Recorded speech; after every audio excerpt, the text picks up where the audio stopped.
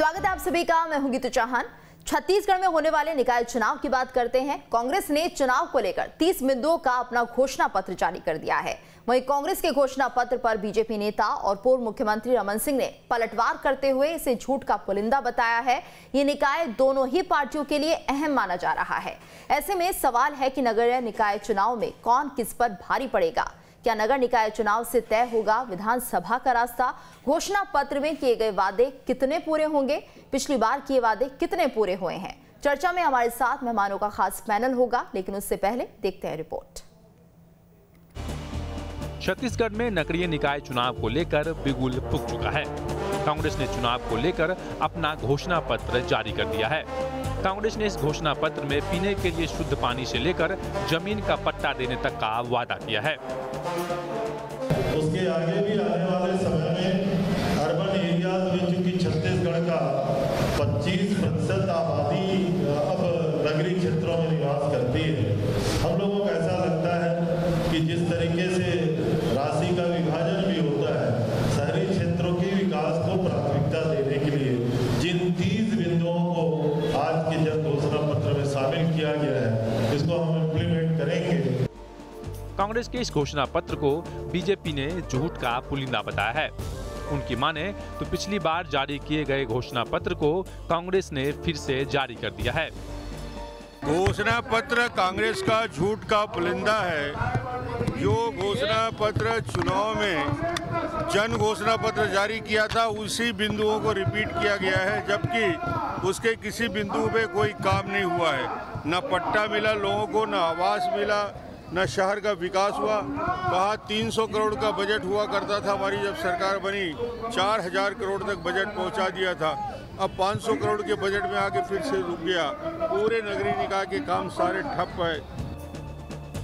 छत्तीसगढ़ में 20 दिसंबर को चुनाव के लिए मतदान होने हैं। दूसरी तरफ इस चुनाव को 2023 के सेमीफाइनल के रूप में भी देखा जा रहा है। ऐसे में दोनों ही पार्टियां अपनी अपनी रणनीति बनाने में जुट गई है। दोनों अपनी अपनी जीत का दावा कर रहे हैं। आने वाले चुनाव में कौन किस पर भारी पड़ेगा, ये तो चुनाव के नतीजे ही बताएंगे। लेकिन कांग्रेस बीजेपी से पहले अपना घोषणा पत्र जारी कर खुद को चुनाव में भारी बताने की कोशिश में सफल होती दिख रही है। Team news state. और चर्चा के लिए हमारे साथ खास पैनल जुड़ा हुआ है। चैतन्य भट्ट वरिष्ठ पत्रकार हमारे साथ बने हुए हैं। राजीव चक्रवर्ती प्रवक्ता हैं बीजेपी के। इसके साथ साथ अजय गंगवानी कांग्रेस नेता भी हमारे साथ बने हुए हैं। आप तीनों का बहुत बहुत स्वागत है। और जिस तरह से आज ये घोषणा पत्र जारी किया गया है कांग्रेस के द्वारा, और कुल मिलाकर कई वादे किए गए हैं लोगों से, जनता से। अब देखना होगा क्या वाकई जनता इन वादों पर अपनी मोहर लगाती है या नहीं, और इसी को लेकर आज हम चर्चा कर रहे हैं। इस वक्त रुख करेंगे सबसे पहले हम बीजेपी प्रवक्ता राजीव चक्रवर्ती का। राजीव जी, तो जिस तरह से कांग्रेस ने ये घोषणा पत्र जारी कर दिया है, कुल मिलाकर कई लुभावने वादे किए हैं छत्तीसगढ़ की जनता से, आप कैसे देखते हैं इसे? कांग्रेस पार्टी ने एक जैसे शिकारी शिकार करता है, तो वैसे कांग्रेस पार्टी बड़ी लुभावनी घोषणा पत्र जारी करती है। विधानसभा में भी लोग इसके झांसे में आ गए थे, और इसके पहले के नगरीय निकाय चुनाव, जो बाकी नगरीय निकाय चुनाव थे, उसमें बड़े लोक लुभावन एक झूठ का एक उन्होंने हस्ताक्षर सहित एक पुलिंदा खड़ा किया। उसमें कहा गया था कि धूल मुक्त होगा शहर, मच्छर मुक्त होगा शहर, चौड़ी सड़कें होगी। लेकिन आज शहर की अवस्था क्या है? पक्के मकान के इनके वादे थे। जो प्रधानमंत्री आवास योजना का जो पक्का मकान की जो राशि आई हुई थी, उसे लैप्स कर दिया राज्य सरकार ने, और कहते हैं कि 10% हम देंगे, 90% आप देंगे। पूरे भारतवर्ष में 60 और 40 का है, जिसमें प्रधानमंत्री आवास योजना में लोगों को सब्सिडियां मिलती है, जिसमें लोगों को अपना मकान बनाने के लिए पैसा दिया जाता है। चाहे आवास की बात हो, नाली की बात हो, बजबजाती नालियां, इसका दर्शन आप कर सकते हैं रायपुर में।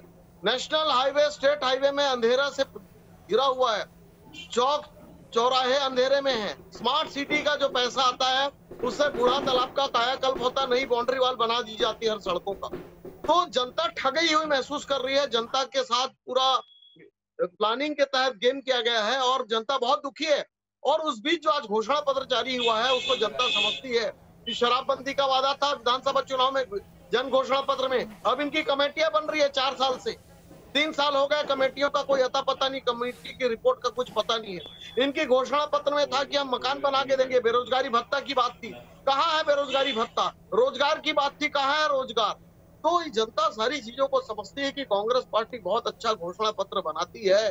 पट्टा देने की बात थी, और जो नगर निगम के टैक्स की बात थी कि टैक्स आधा करेंगे, टैक्स उल्टा और ज्यादा वसूल कर रहे हैं। तो ये सब क्या है? आप जन घोषणा पत्र के नाम से जन छलावा कर रहे हैं। कृपा करके जन छलावा मत करिए, जनता आपको उतार देगी और बहुत शीघ्र उतार देगी। और ये सेमीफाइनल है विधानसभा का, ये विधानसभा का सेमीफाइनल है। और ये घोषणा पत्र की जो लोक लुभावनी बातें हैं, ये जनता समझ चुकी है। और इस 15 नगरीय निकाय चुनाव में जनता इनको जवाब देगी, भारतीय जनता पार्टी को जिताकर। जी अजय गंगवानी, तो जिस तरह से अब आप पर कई सवाल उठा दिए गए हैं, क्योंकि पहले भी आपने वादे किए थे 3 साल पहले, लेकिन उनमें से भी आधा काम भी पूरा नहीं हुआ है राजीव जी के मुताबिक। तो ऐसे में एक बार फिर से क्या जनता आप लोगों पर विश्वास कर पाएगी?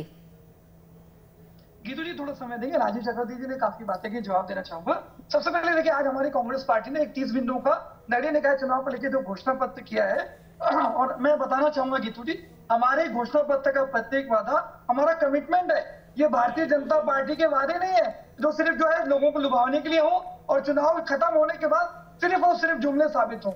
आज ये 15 सालों के बाद लगातार चाहे किसान, आदिवासी, मजदूरों को लगातार ठगी करते रहे, वादा खिलाफी करते रहे, इसलिए 15 सालों के बाद सिर्फ 15 सीटों तक सीमित रह गए। और हमने बताना चाहूंगा, छत्तीसगढ़ की जो कांग्रेस पार्टी की सरकार है गीतू जी, वो पूरे देश की इकलौती सरकार है जिसने 36 में से 24 बिंदुओं के वादे, मतलब 70% वादे पूरे कर दिए हैं। और कहीं ना कहीं माननीय भूपेश बघेल जी को पूरे देश में दूसरे नंबर का सर्वाधिक प्रतिष्ठित मुख्यमंत्री का अवार्ड मिलता है। तो कहीं ना कहीं भारतीय जनता पार्टी के पेट में दर्द हो रहा है। और हमने ये जो घोषणा पत्र के 30 बिंदु बनाए हैं, वो कहीं ना कहीं नगरीय निकाय क्षेत्र के जो आम नागरिक है उनको ज्यादा से ज्यादा मूलभूत सुविधाएं देने का, और जो उनकी मूलभूत समस्याएं उसको जड़ से समाप्त करने के लिए सारे बिंदु को सोच समझ कर निर्धारित किया है। और ये घोषणा पत्र की बात करते हैं, लगातार जो 2003, 2008 और 2013 लगातार इनके द्वारा वादा खिलाफी करती गई। कुछ उदाहरण दूंगा तो पूरी बातें स्पष्ट हो जाएंगी गीतू जी। 2003 में किसानों को 300 रुपए बोनस का वादा किया, 270 रुपए का नहीं दिया। 2018 में, 2008 में 300 रुपए बोनस नहीं दिया। 2013 में 2100 रुपए समर्थन मूल्य, 300 रुपए बोनस का वादा, और देने की बारी आई तो 1470। प्रत्येक आदिवासी परिवार को नौकरी देने की बात की गई, कोई वादा नहीं निभाया गया। प्रत्येक आदिवासी परिवार को जर्सी गाय देने की बात की गई, नहीं दिया गया। बिजली बिल हाफ करने की बात की गई, नहीं किया गया। लगातार इस प्रकार की जो वादा खिलाफी थी, उसी का नतीजा उन्होंने भुगता। और देखिए, कहीं ना कहीं 3 साल के कार्यकाल में जो हमारे 3 विधानसभा उपचुनाव हुए, त्रिस्तरीय पंचायत चुनाव हुए, नगरीय निकाय चुनाव हुए, सारे चुनाव में हमने शानदार सफलता अर्जित की। और आपको विश्वास दिलाना चाहता हूं, इस बार भी जो चुनाव के रिजल्ट आएंगे वो पूरी तरह कांग्रेस के फेवर में होंगे। सारे प्रत्याशी रिकॉर्ड मतों से जीत दर्ज करेंगे। और ये हमारे वादों की बात करना चाहेंगे तो बताना चाहूंगा, हमने सरकार बनते ही 2 घंटे के अंदर 9000 करोड़ का ऋण माफ किया, 2500 रुपए समर्थन मूल्य लगातार देते आ रहे हैं, और किसानों का 246 करोड़ का सिंचाई कर माफ किया, 375 करोड़ की क्षतिपूर्ति राशि दी। आज गाइडलाइन दरों में 30% की कमी की। आज छोटे भूखंड जो बेचारे रजिस्ट्री के लिए परेशान होते थे, उस रजिस्ट्री के रोक को हमने हटाया। गुमाश्ता लाइसेंस जिसके लिए लोग लगातार चक्कर लगाते रहे, उसकी अनिवार्यता को समाप्त किया। तो लगातार सड़क, पानी, बिजली, स्वास्थ्य जैसी जो मूलभूत सुविधाएं होती है जिसपे लोकल चुनाव गीतू जी आधारित होते हैं, उस मूलभूत सुविधाओं को लगातार विस्तार किया है। अगर मैं सिर्फ स्वास्थ्य सुविधा की बात करूं गीतू जी, 240%, लगभग 2.5 गुना स्वास्थ्य सुविधाओं की विस्तार किया गया है। तो हम हमारे कार्य को लेके माननीय भूपेश बघेल जी ने जो गरीब, किसान और आदिवासियों के हितों के निर्णय लिए हैं, उसको लेके जनता के बीच जा रहे हैं और हमें शानदार प्रतिसाद मिल रहा है। और कहीं ना कहीं यही देख के भारतीय जनता पार्टी के नेताओं, यहाँ मेरे बैठे मित्र प्रवक्ताओं के पेट में दर्द हो रहा है। और बताना चाहूंगा कि जो पिछले चुनाव हुए थे नगरीय निकाय के, 10 में से 10 नगर निगम, और अगर नगर पंचायत की बात करूं तो 27 में से 20। और अभी बताना चाहूंगा गीतू जी, जो 15 चुनाव हो रहे हैं उसमें से पिछले बार हम विपक्ष में होने के बाद भी 8 में जीत दर्ज कर चुके हैं, और हम अभी सत्ता में हैं, लगातार अच्छे कार्य कर रहे हैं। तो कहीं ना कहीं भारतीय जनता पार्टी दौड़ में पूरी तरह शामिल नहीं है, और ये लगातार आंतरिक लोकतंत्र की बात करते हैं गीतू जी। आज तो कुल मिला के सारी सीटें आपकी तरफ जाएंगी, ऐसा मानते हैं अजय जी? 100% गीतू जी, हमारे जो वो है शानदार काम कर रहे हैं। और कहीं ना कहीं भारतीय जनता की बात करता हूँ गीतू जी, ये लगातार अंतर्गत गुटबाजी से गुजर रहे हैं। अभी देखिए, सुपेला के कार्यालय के उद्घाटन के समय इनके द्वारा कुर्सी तोड़ दी जाती है, और इनकी जो प्रत्याशी है गीतू जी, उनका स्टेटमेंट पड़ेगा कि सुमन जी कहती है कि मैं यहाँ 21 साल से इनकी लगातार कार्य करता हूँ, मुझे टिकट नहीं दिया देती और एक ऐसे प्रत्याशी को टिकट जाती है जो भारतीय जनता पार्टी के प्राथमिक सदस्य भी नहीं है। तो कहीं ना कहीं जो आज इनके हैं सिर्फ पूंजीपति और उद्योगपति का प्रभाव पूरी तरह हावी है, गरीब किसान आदिवासी इनकी प्राथमिकताओं में नहीं है। और इनके वरिष्ठ नेता एग्जीक्यूटिव सच्चिदानंद उपासने लगातार ये बात कहते आए हैं कि भारतीय जनता पार्टी में सिर्फ और सिर्फ परिक्रमा को महत्व दिया जा रहा है, परिश्रम करने वालों को पूरी तरह साइड कर दिया जा रहा है। और स्वर्गीय युद्धवीर जी जोधे का भी तो क्या कांग्रेस में ऐसी स्थिति नहीं है? जी कांग्रेस में ऐसी स्थिति नहीं बनी हुई है। चलिए आपका रुख करूंगी मैं। अभी हमारे साथ वरिष्ठ पत्रकार चैतन्य जी भी बैठे हुए हैं। चैतन्य जी, आप क्या मानते हैं, जिस तरह से आपने दोनों पक्षों की बातों को सुन लिया है और ऐसे में अब जो ये घोषणा पत्र जारी किया गया है, तो 3 साल पुराना घोषणा पत्र एक बार फिर से लाकर रख दिया गया है, अगर वाकई काम किया गया होता तो क्या कुछ उसमें और एड ऑन नहीं होता? आप क्या मानते हैं?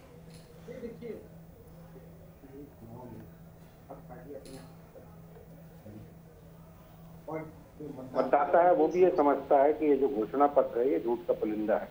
इनमें से हो सकता है कि 2, 4, 5 चीजें पूरी कर दी जाए, क्योंकि उसको भी मालूम है कि ये जो लोक लुभावने घोषणाएं होती हैं उनको पूरा करना बहुत कठिन होता है। अभी आप देखिए उत्तर प्रदेश में किस तरह की घोषणाएं हो रही हैं कि 40% हम कांग्रेस की जो प्रियंका गांधी कह रही हैं कि 40% हम महिलाओं को सीट दे देंगे, तो आपके पास इतनी महिला नेत्री भी तो होना चाहिए। 10 लाख रुपए देंगे या बेरोजगारी भत्ता दे देंगे। तो ये सारी चीजें भारतीय जनता पार्टी ने भी जब चुनाव हुआ था तब इसी तरह की घोषणा की थी कि 2 करोड़ रोजगार हम देंगे, 35 रुपए हम पेट्रोल बिकवा देंगे, हम किसानों का इतना कर्जा माफ कर देंगे। लेकिन होता नहीं, क्योंकि जब सत्ता में आता है व्यक्ति तब उसको वास्तविकता समझ में आती है। तो इसलिए जनता को भी ये मालूम है कि ये जो वायदे हैं ये पूरे नहीं होने वाले, लेकिन उसके सामने भी एक मजबूरी है, वो किसी न किसी को तो वोट देगी, चाहे कांग्रेस को चाहे बीजेपी को दे। कोई तीसरा दल तो यहाँ मध्य प्रदेश में छत्तीसगढ़ में है नहीं। लेकिन ये बात जरूर है कि नगरीय निकायों में फायदा सत्ता पक्ष को होता है, क्योंकि नगरीय निकायों में जो लोग रहते हैं उनको ये लगता है कि अगर हम सत्ता पक्ष को वोट देंगे तो हमारे यहाँ डेवलपमेंट होगा, थोड़ा बहुत जो भी हो सकता है।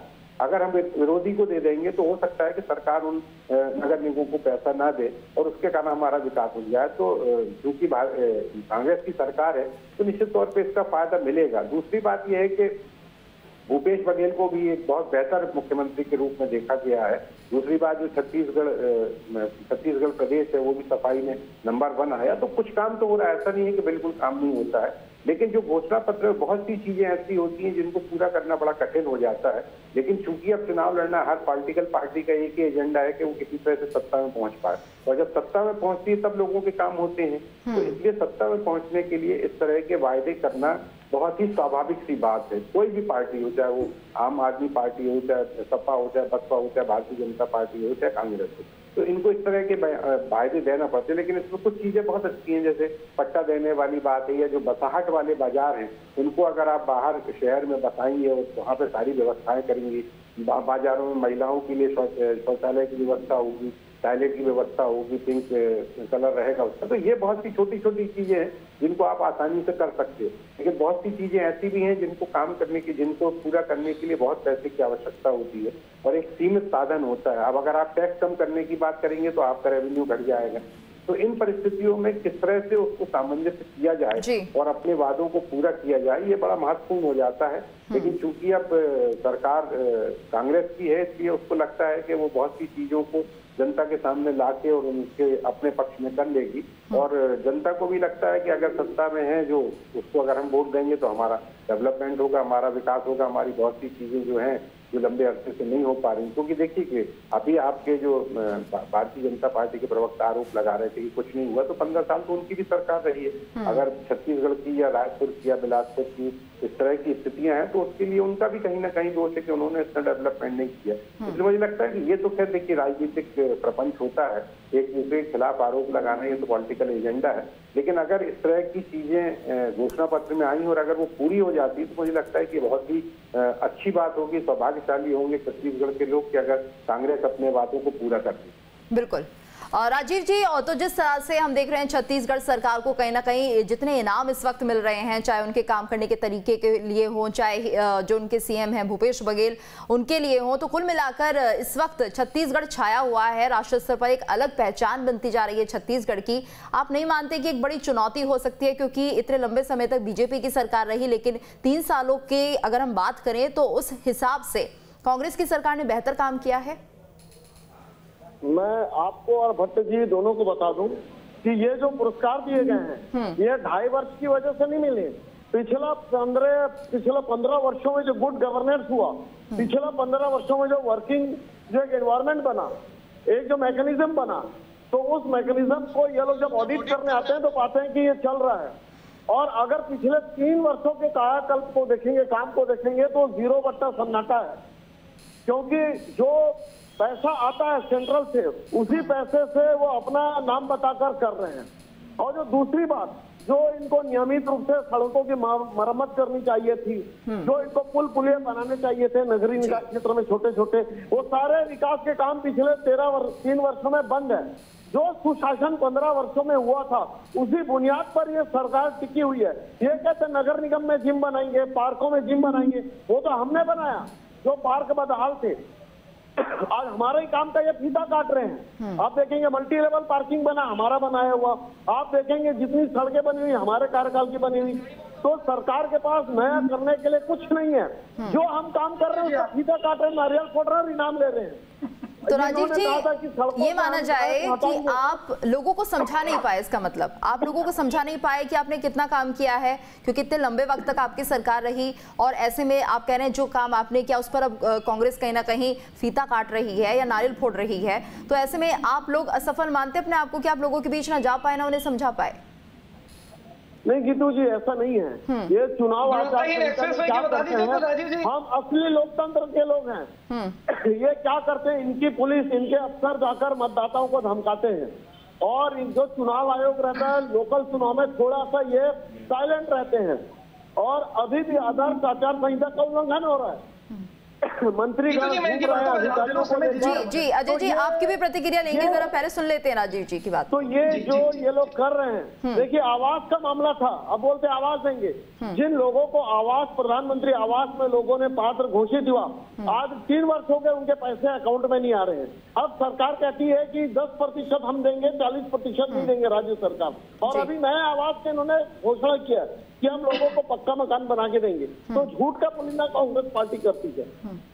जी बताइए का मामला, अजय जी बताइए, क्या जवाब है आपका? देखिए, भारतीय जनता पार्टी के राजीव चक्रवर्ती मेरे अच्छे मित्र हैं, उनको इस सच को स्वीकार करना चाहिए कि कहीं ना कहीं 3 सालों में भारतीय जनता पार्टी का जनाधार छत्तीसगढ़ में धीरे पूरी तरह समाप्त हो रहा है। और कहीं ना कहीं इसके लिए ये खुद जिम्मेदार है। जिस प्रकार वादा खिलाफी करते रहे, आज छत्तीसगढ़ की जनता बहुत अच्छे से समझ चुकी है। अब कुछ बातें क्लियर कर दूं, ये बार बार पीएम आवास योजना की बात करते हैं। अभी भी जीतू जी 3 महीने 20 दिन बाकी है इस वित्तीय वर्ष की समाप्ति में। अभी भी 3 महीने 20 दिन बाकी है। उसके बाद भी जो पीएम आवास का 11,000 करोड़ रुपए फंड है वो वापस ले लिया जाता है। तो कहीं ना कहीं आज हमारी जो कांग्रेस की सरकार है, लगातार उसके साथ सौतेला व्यवहार किया जा रहा है। चाहे वो गरीब कल्याण योजना की बात करो या उसमें चावल खरीदी की बात करूं, आज कहीं ना कहीं देखिए गीतू जी, हमारा कुल मिला के 22,000 करोड़, 3 साल का 13,000 करोड़ जीएसटी, 4140 करोड़ रुपए कोयले के रॉयल्टी, लगातार हमारे फंड को रोका जा रहा है। और पेट्रोल में लगातार ये टैक्स बढ़ा रहे हैं, लेकिन टैक्स को कम करके ये स्टेट को बढ़ा रहे हैं ताकि जो राज्य का हिस्सा है वो हटके इनको केंद्र सरकार को मिले। तो कहीं ना कहीं केंद्र सरकार की दुर्भावना है जिससे हमें 800 करोड़ की चोट पहुंच रही है। और ये संपत्ति कर की बात करते हैं गीतू जी, 2018 में इन्हीं के द्वारा संपत्ति कर में 50% वृद्धि का पारित करने का प्रयास किया गया था, लेकिन हमने सरकार बनते ही उस 50% वृद्धि को रोका। तो कहीं ना कहीं हमने लगातार आम जनता के हितों के लिए निर्णय लिए हैं। और कहीं ना कहीं देखिए, जो भट्ट जी है वरिष्ठ पत्रकार है, ये शायद भारतीय जनता पार्टी ने कह रहे हो कि जो है घोषणा पत्र के सिर्फ वादे झूठे हैं। और हमने देखिए 36 में से 24 वादे पूरे किए हैं। और चाहे मैं छत्तीसगढ़ में भारतीय जनता पार्टी की 15 साल की सरकार की बात करूं या केंद्र की मोदी सरकार की बात करूं, लगातार ये सिर्फ और सिर्फ झूठे वादे करते रहे जो चुनाव के बाद सिर्फ जुमले साबित हुए। इन्हीं की केंद्र की मोदी सरकार लगातार 2 करोड़ रोजगार की बात करती रही, नहीं दे पाई। आज 2022 में किसानों की आय दुगनी करने की बात की। और आज अगर एनएसओ का सर्वे देखेंगे जीतू जी, तो प्रत्येक किसान की प्रतिदिन की आय मात्र 27 रुपए और हर किसान के ऊपर 72,000 रुपए का ऋण। तो किसानों की बात की जाए अजय जी, तो मुझे लगता है कि दोनों ही सरकार किसानों को संतुष्ट नहीं कर पाती है। चैतन्य जी, आप क्या मानते हैं कि वाकई जिस तरह से अजय जी कह रहे हैं कि केंद्र सरकार केंद्र सरकार मदद नहीं करती है? जी एक बार चैतन्य जी का भी रुख जान लेते हैं। चैतन्य जी, तो जिस तरह से जी बताइए 20 सेकंड आपके पास। किसानों की बात करें जीतू जी, किसानों की बात कर रही है, हमने सरकार बनते ही 9,000 करोड़ का ऋण माफ किया, 2500 रुपए समर्थन मूल्य दिया, 246 करोड़ का सिंचाई कर माफ किया, 375 करोड़ आप लोगों ने बंद करवा दिया। बिल्कुल, तो कुल मिलाकर दोनों ही पार्टियां कहीं ना कहीं किसानों को कहते हैं कि सब कुछ अच्छा हो रहा है उनके साथ, लेकिन जो जमीनी हकीकत है वो बिल्कुल उलट होती है। चैतन्य जी, आपका कमेंट जाना चाहूंगी मैं।